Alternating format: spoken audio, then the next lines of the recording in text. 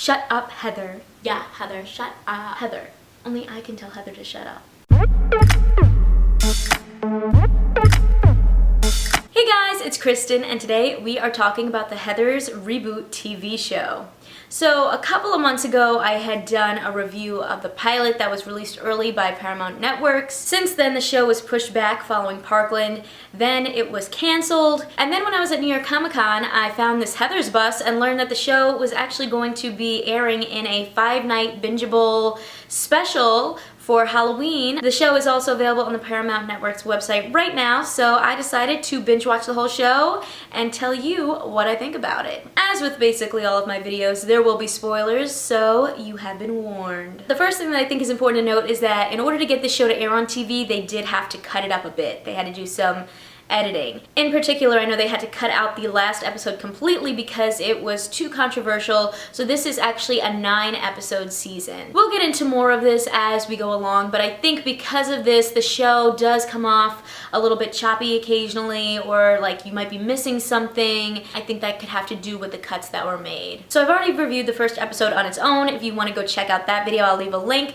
But to sum it all up, my thoughts were, it was okay. You know, like I liked some of the references that they made. I think that there were 3 moments in particular that I was like, ooh, okay, this show could have some potential. One of the biggest being that Heather Chandler survives. Hello, Veronica. But let's roll it back a bit. Let's start with the plot itself. I think if you watched the original Heathers, you'll see that this story is kind of like taking the bare bones idea of what Heathers is and then flipping the rest of the story on its head. We do get references to the original film, which I liked, but they're kind of in different ways. So Hot Probs is, the brand of matches. Big Fun are corn nuts, and we even get multiple very exciting cameos from OG Heather, Shannon Doherty, who plays JD's late mother. We also deal with a mysterious murderer called the Croquet Killer from years before, JD and Veronica's twisted romance, attempted suicide, murder disguised as suicide, blackmail, and so much more. I think the show also attempts to cover topics like sexual assault, not believing women, gun violence, gender norms, suicide, and more in a satirical way. I will admit I think that it doesn't go as far as the original film did on certain topics, but I think this show is trying to cover some similar things but in a more sensitive way. Something I actually really loved about the show was the soundtrack. I thought they did a really great job of balancing some of those classic 80s hits with some more modern hip-hop. It was a lot of fun. I especially loved the entrances that went on with the Heathers because they'd come into like this really like awesome hip-hop music with hair flowing, slow-mo. It was very glamorous. I also love like the intro graphics for the show. I feel like they kind of changed every few episodes to kind of hint at things that were coming. And I just loved like the sets and wardrobes and the color scheme in general. It had this great neon vibe that really popped.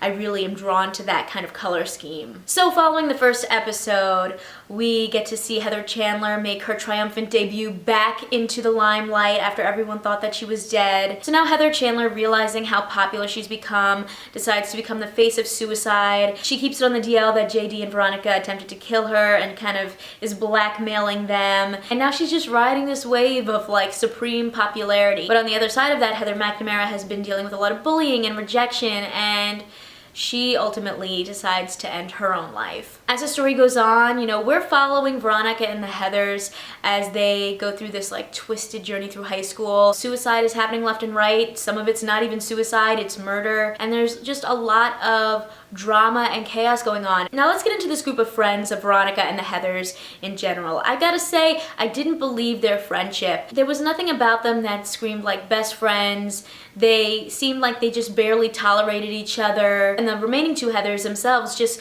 continued to fight over power and control and popularity. I feel like as we got towards the end of the season, there were a few moments where I was like, oh, okay, that seems like something a true friend would do for another true friend, like keeping a big secret. But I wish something had been done a little earlier on to show why they were even friends. It would have even been cool maybe to see a flashback of how they all met and became friends to begin with, because maybe that would show us why they all have this kind of allegiance to each other, even though they treat each other really badly. But I will say, I think one of my favorite parts of the show was Heather Chandler. I really liked her. I think that she was very confident and bold and in your face, and very glamorous, but at the same time she did have a couple of vulnerable moments. And I think to me that's when I felt like she really shined, when you can see that dynamic of like her hard, in charge, like whatever exterior, and then those moments when you can kind of see her getting a little bit upset or see her trying to hold in her emotions. There was a scene with Heather's mom where she overheard her talking to the drama teacher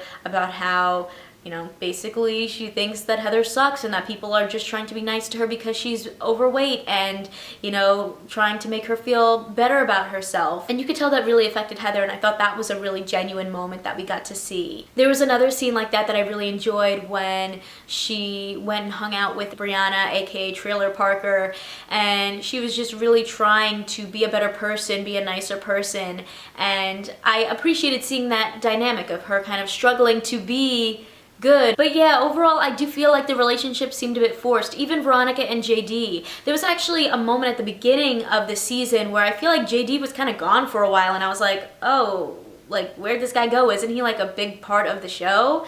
I think it was like episode 2, he like was barely in it. And to me, I was kind of like, well, what is there to build on here then? Once we started getting into Veronica and JD's relationship more, I was also kind of confused about their dynamic. You know, there were certain times when they were both on board with killing people. There were certain times when they were not. I don't know, I just wasn't getting like a good read of their emotions and what they were trying to portray as actors in those moments when they were together. For instance, Veronica went on this date with Ram, and it was actually a really cute date. Like, I kind of was shipping them for a second, but JD got jealous and he killed him, and Veronica loved it. She thought it was great. She was like, oh wow, you know, he really cares about me. And it's like, okay. But then there was this other moment where Betty Finn came to JD and was kind of saying like, I am suspicious of Veronica. I think that she could be a murderer. And JD was trying to help Veronica, but they ended up in this weird situation where he had to kiss Betty Finn to distract her.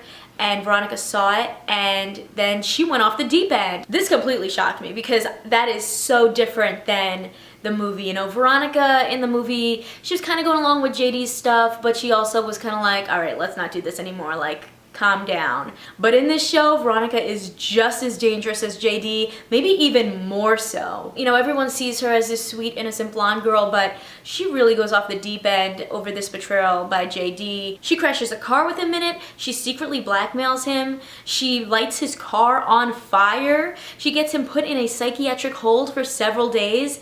And she even pretends to commit suicide, all for him to see the error of his ways. Eventually, we even find out that she is the croquet killer from when she was a little kid. As we go on, it even becomes apparent that her parents are afraid of her. You know? It was a great twist. I have to say, I was really not expecting all of that from Veronica, so I was really impressed with that kind of crazy story. This, though, is where things get a little bit murky for me because, you know, now Veronica doesn't want to kill people, but JD does. But, like, where is the moral line? Like, where does it stop? I also wish there were just some more solid acting choices there because there were times where I was like, is JD afraid of Veronica? Is Veronica afraid of JD? Do they both not care about anything? Like, I don't really know. Ultimately, JD's actions end up leading to the death of Kurt and Heather Duke, and now it's starting to look like we're getting into the classic movie again where he wants to blow up everyone at the school. We see Veronica, JD, and surprisingly Heather Chandler, who has not died this whole time, getting ready for prom individually, and there is a bomb set up at the school that is obviously JD's doing, and that's the last thing you see, and then the whole show ends. Apparently the finale episode was just too controversial to share, and to me I think ending on a cliffhanger, or not even really a cliffhanger, but like kind of just cutting it off in the middle of a scene, just seemed like, why do the show then? You know, it's a bit of a waste. I mean, for those who have seen the movie, we can figure out what happened, or who knows, because they did so many different things in this TV show, maybe they would have gone a completely different way, but now we'll never know unless they somehow decide to just randomly put the episode up somewhere for people to watch. It kind of stinks to not get a real resolution. It was just like a very unsatisfying ending. Overall, I think the show did have a few moments that were worthwhile, but I feel like that all kind of got negated when the show ended in a weird, abrupt, very awkward way. Also, this is obviously not the Heathers movie. They really took a lot of liberties. It's very different. I'm someone that can appreciate differences like that and kind of remove myself from the original project and be like, okay, that's interesting. But if you wanted this to be a Heathers remake exactly, it's definitely not that. There's definitely some inspiration, there's definitely some references, but it's very different. I would say my favorite moments had to be related to Heather Chandler, and also just seeing that crazy twist in how Veronica was portrayed as a character. Like, I was just not expecting that, and it was kind of a fun surprise. I would love to know what you guys thought about the Heathers TV show. Will you be checking it out? Did you think it was just or nah? If you like this video, give it a thumbs up and click that subscribe button because I come out with new videos every week. See ya!